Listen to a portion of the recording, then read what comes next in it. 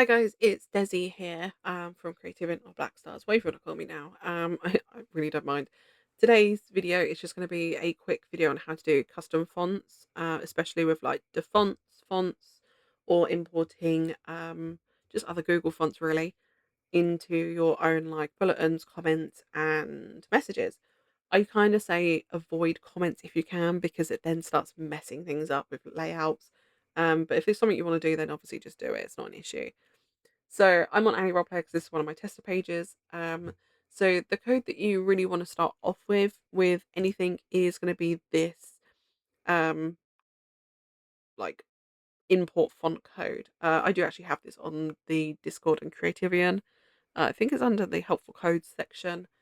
But essentially, you just literally want to do style type text CSS at font face, and then you're going to do your font family, your name here, kind of thing, and then src URL code, and that's pretty much it. Oh, and then style. So that is essentially your import code, like how to do an import custom font. So this is like from the font and stuff like that. So if we go over to the font, I've just found a font that I was going to add, so it's not really an issue. Please note, obviously, it does say for personal use and not commercial. This is a big thing I'm trying to get people to stop doing, is using these for like commercial stuff. But I know it's a really hard thing to get around, but try and use royalty free if you're going to use it for something like custom work. Anyway, back to the conversation. Click download. I've already downloaded it. Then you want to go over to Dropbox. That's what's primarily I use. You'd click your upload and you add it on. And then once you've got it, you'll be given this code. So this is the link you want to copy. I always right click and copy. If you do not find it, then just click the share button. It's the exact same thing. A copy link, and it'll give you that link again. Go back over to any roleplay or wherever you're doing your coding. Paste that into the URL bit, and then with Dropbox, and I don't ask me why, I don't know, but they are a little bit picky with how the code how it works. So essentially, the Dropbox.com needs to be replaced, and that has to be replaced with download download.dropbox user content.com, and that's the only bit that you need to leave out. You can put the www in; it's not an issue. And then the name here, we then obviously going to change. I'm just going to put Begster. I think that's what the font's called. Um, and then the only other thing you'll then need to do, obviously, if you're doing your thingy, is just change the font styling. So the easiest way of doing that is just by typing in font style and then go font family.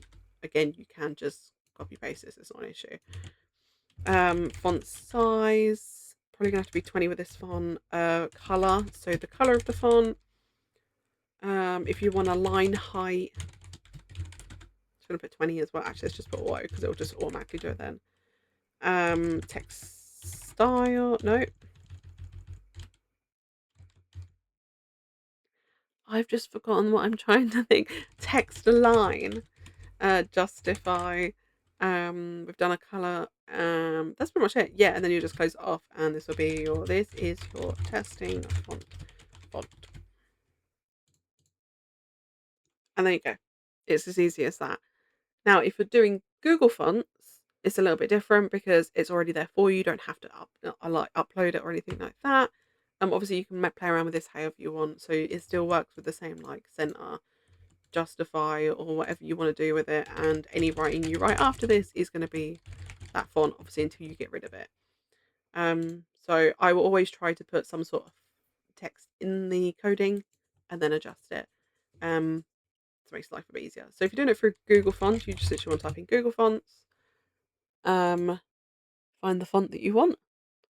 Google Fonts is actually quite easy because it generally works with everything, and it's a little bit easier than trying to like import it and everything. So yeah, it's a lot easier. Let's go to childlike, and let's just find a random font on here that we can use. I don't know why I picked childlike. It was just one of them things. Let's go this one. Then what you'll do is you will click get font, and you don't need to download, you just need to click embed. Obviously these has got all the fonts that I've recently been using, so that's why. So let's just go that one. Get embed code. You then want to go at the import. So this is that same import code that we had a minute ago that we did the font face, but we just did it a little bit differently. You want to copy that code, go over to your thingy, and I am just going to remove all of this because obviously we're starting over. So we will then just import that. And the exact same kind of code is needed. So obviously when you do your font style will be your font style, your font family. Now this is where it gets a little bit easier because you can then just copy like this one and it will say nothing you can do cursive. I mean, you can copy this bit in, but it's a class rather than a font or the easy way of doing it. So you can literally copy and paste that. Cursive, font size. Again, we'll just do 20. Oh, actually, let's go 15. Line height. Text align if you want it. And then you can just write your testing text here. And again, oh, I forgot to. My coding didn't work. So this is the thing about coding. Like sometimes it works, sometimes it doesn't. So let's just add that back in. Copy. It did have a style, which is why I'm a bit confused why that didn't work.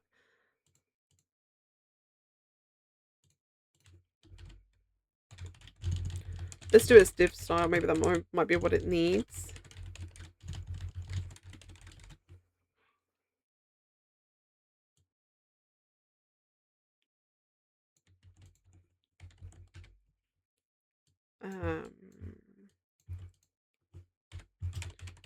Font size 15. Line height or a color. Did I not do a color? Was that why maybe? Width.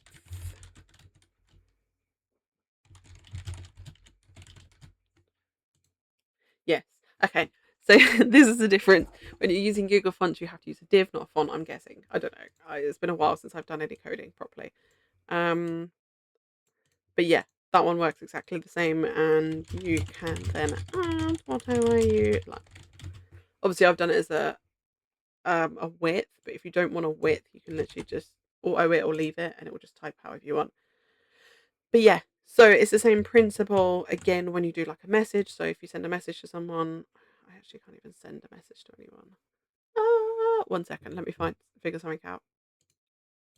Okay, so you can't send a message to the like roleplay or any roleplay page. You can only send it comes up with the support. But basically, I'm going to see if I can send up a comment.